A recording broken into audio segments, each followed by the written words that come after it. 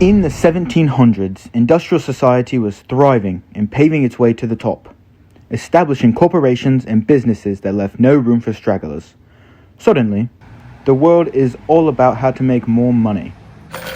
Faster money. Get a job, you bum. I can't.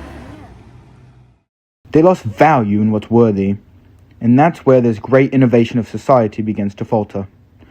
Because it left gaps in the community, for those who didn't have these great success opportunities, gaps for those like Thomas Coram, to recognize and create the first non-profit. These organizations were made to bridge these gaps and allow the disadvantaged populations a chance.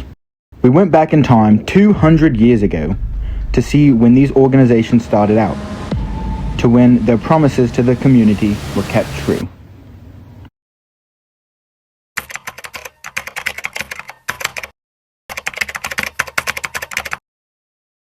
So we are the open intake shelter in Clermont County. So we get all the cats from Clermont County, and we do try and help other cats in the area and various other counties as well.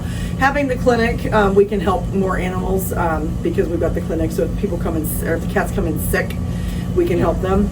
This is Carrie Leary, the volunteer manager at the League. She goes on to talk about how the organization garners plenty of support from the community.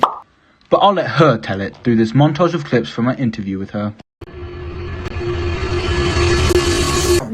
Yeah, but we have a volunteer site called Better Impact, and we have about you know what? No, we're at like 900.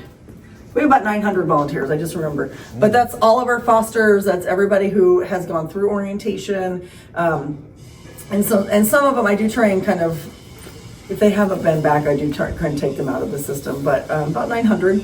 So yeah, we've got a lot of special needs adults who come in, and it's part of their routine to come in and hang out with our animals because it's a great day out for them and it's great for our animals. So we have a lot of that. Carrie described many instances where the organization fosters opportunity and care for the community, to which the people respond with their well-funded support. We did the Rain Dog Parade yesterday, and we had a guy with had a hot chocolate thing and a hot chocolate truck. I don't remember his name now. He's so super nice guy, but he had a donation jar for us, and we'll get that money. And Tito's gave us a $3,000 check. So I kind of end up with fundraising, but as far as dealing with money, I don't do that. Through our time at the League, we gathered, just as we'd researched, that with such a transparent and impactful system this place runs on, it attracts that same attention and support from its community. This creates a healthy atmosphere within the local society, which brings us to our next proposition: how might an unaccountable, corrupt nonprofit affect the community? When we tried interviewing a local shopper who happened to work for a nonprofit, she said this. I'm sorry. It wouldn't be a good thing for me to do that. It's alarming how much of these organizations, the very same organizations that were made to allow society to feel safer and have opportunities to tend to, are now the first ones to lie and hide behind the policies. A place meant to be so homely has quickly become so tense.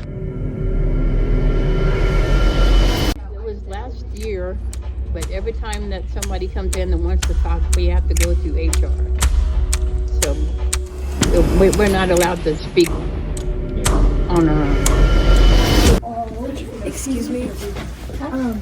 Me and him are filming a documentary for our high school, and we just do it on non-profit fraud. And we just want to ask you a few questions. Sure. Is it okay that we're recording? Yeah, sure. Okay. What's your name? Emily.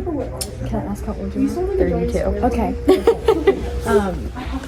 I just want to know, are you aware of the rise in nonprofit fraud?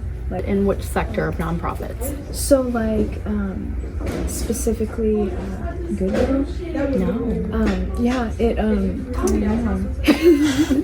We go on to enlighten Emily on how Goodwill has been known to take advantage of the original purpose of nonprofits, and how they hire much of the disadvantaged people in order to give them an opportunity that otherwise wasn't there. This was believed to be true just until it came out that they were only paying such employees sub-minimum wages as low as $1 per hour. This statistic truly highlights the fact donor money is clearly being misused, and it's not being repurposed towards funding the organization.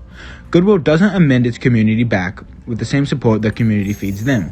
It creates a ripple effect that we see begin in Emily. Because I donate all the time Oh, when I really? rotate stuff out.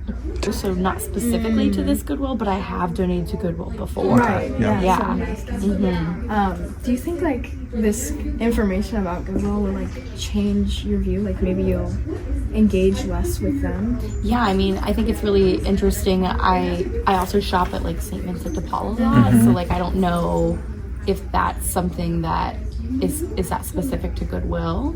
Yeah. Yeah. Okay. Like after hearing this, like, would you be more inclined to like donate to like St. Vincent de Paul Yeah, rather than probably. Goodwill?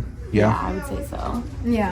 She feels less engaged in the organization because the organization isn't engaged with her, with the community. Soon, we can only assume places that discredit the peaceful manifestation that is nonprofits will begin to fall apart, following the ripple effect of its own accountability.